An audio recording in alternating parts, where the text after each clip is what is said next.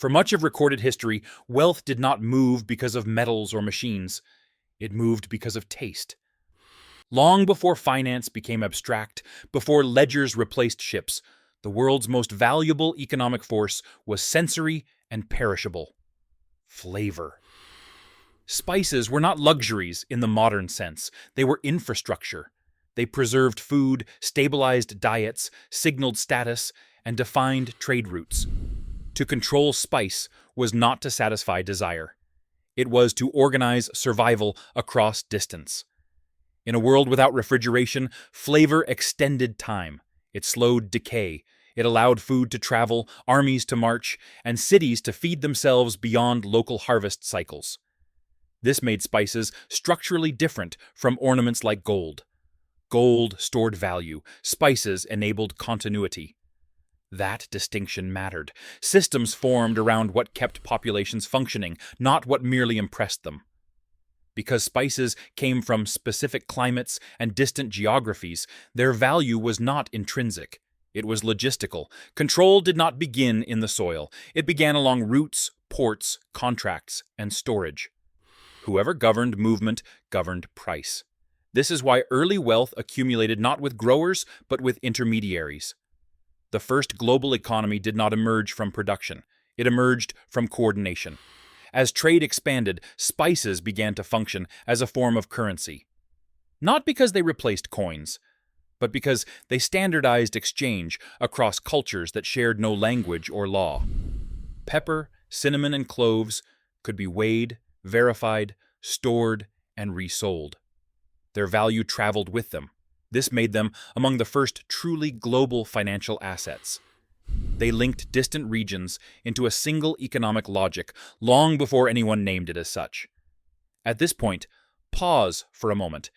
If this kind of structural history is how you prefer to understand the present, consider subscribing and leaving a brief comment. Not to react, but to mark that this way of seeing still matters.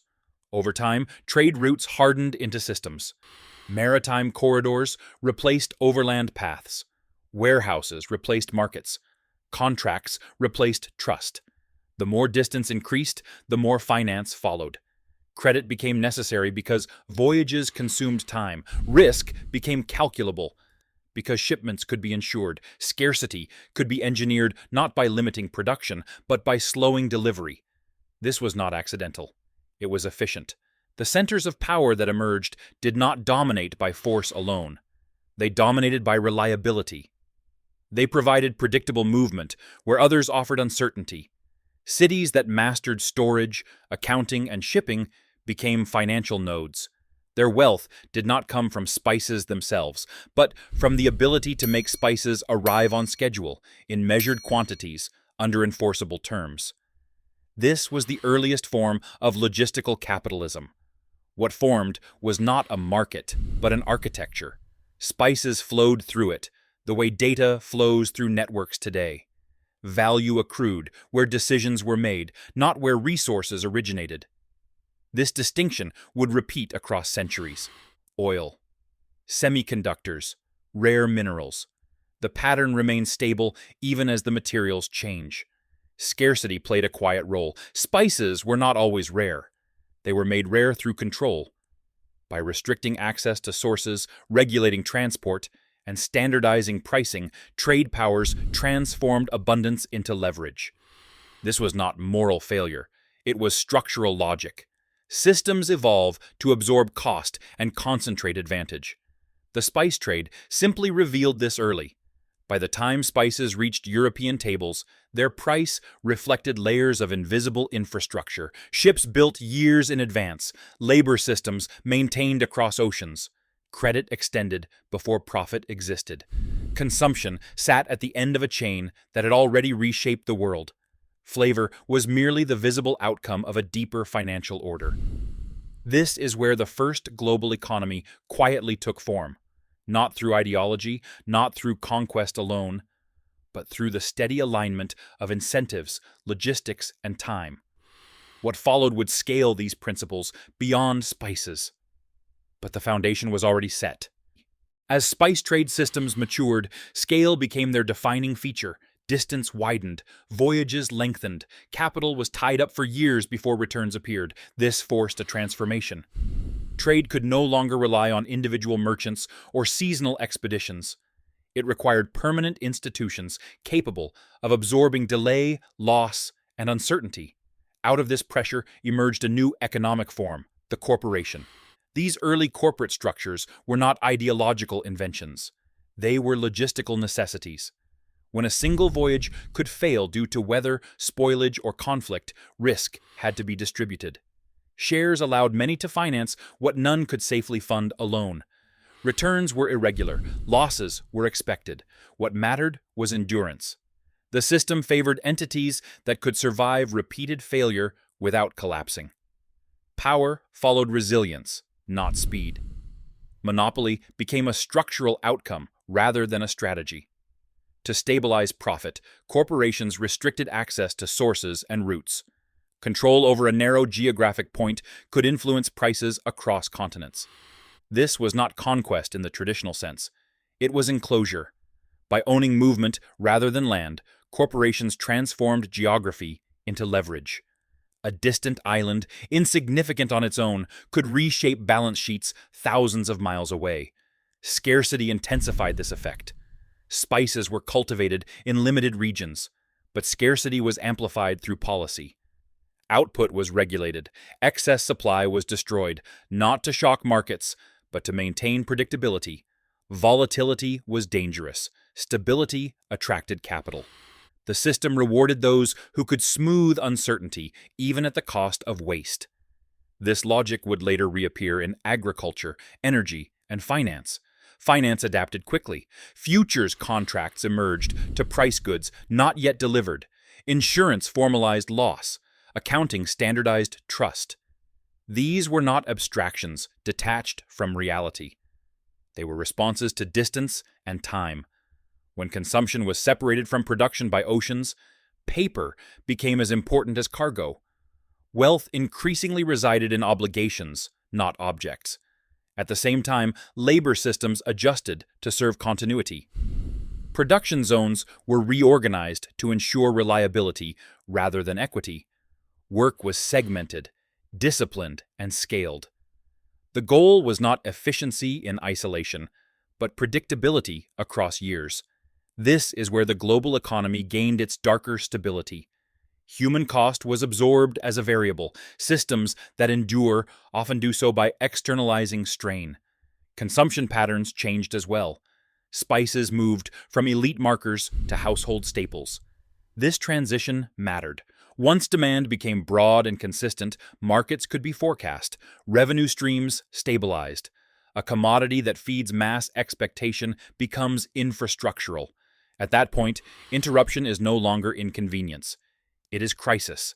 This gave trade powers disproportionate influence without direct governance. The Atlantic world expanded these dynamics. New commodities entered circulation. Sugar, in particular, altered the scale of consumption. Unlike spices, it was used daily in growing quantities. It created habitual demand. Financing shifted accordingly. Long-term investment replaced episodic trade. Entire regions were reorganized around continuous output. Capital flows hardened into permanent channels. What formed was not simply a larger market, but an integrated system. Europe, Africa, and the Americas became linked through repetitive exchange. Goods moved outward. Capital returned inward. Risk was distributed unevenly. Decision-making concentrated where accounting, law, and finance converged. This was not accidental centralization, it was structural gravity. By this stage, the first global economy was no longer defined by spices themselves. It was defined by the mechanisms built to control them. The same architecture could now support any commodity capable of sustaining demand. Spices revealed the pattern. Other goods would inherit it. The unsettling realization is that none of this required intent to dominate. Systems evolve to preserve themselves. Once established, they reward behavior that reinforces their logic. Scarcity, monopoly, and scale are not moral choices inside such systems. They are outcomes. History records the pattern. It does not need to accuse it. By the time the spice economy reached maturity, its most important feature was no longer the goods it moved, but the stability it created. What began as episodic exchange had become permanent circulation. Capital no longer waited for harvests or voyages. It anticipated them. The global economy did not emerge as a network of equal participants, but as a system optimized for continuity under uncertainty. At this stage, power detached from geography. It resided where risk could be measured, delayed, and transferred. Ports mattered less than balance sheets. Production zones mattered less than contracts. What endured were institutions capable of surviving disruption without losing control. The system favored those who could absorb shock quietly and continue operating as if nothing had changed. Spices faded from prominence, but the structure they built remained. New commodities flowed through the same channels. Sugar normalized mass consumption. Later goods would normalize dependence. Each cycle followed a familiar pattern.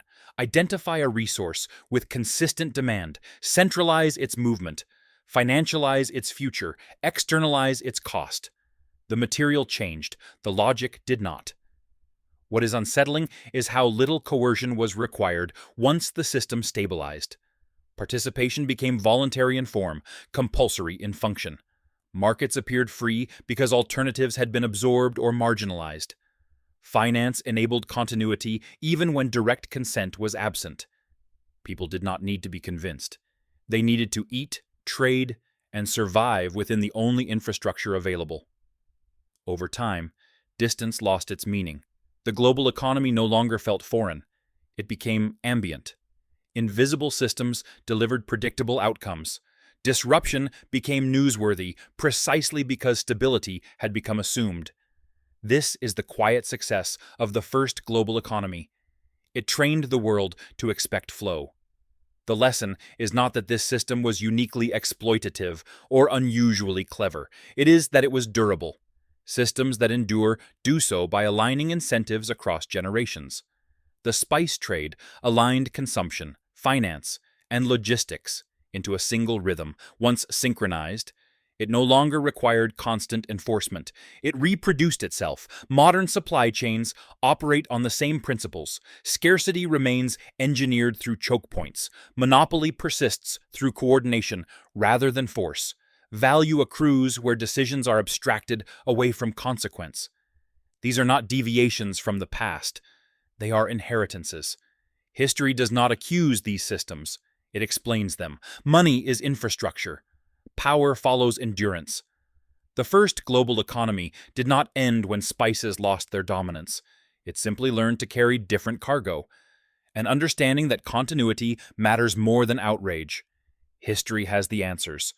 I'll show you where to look. You can change this.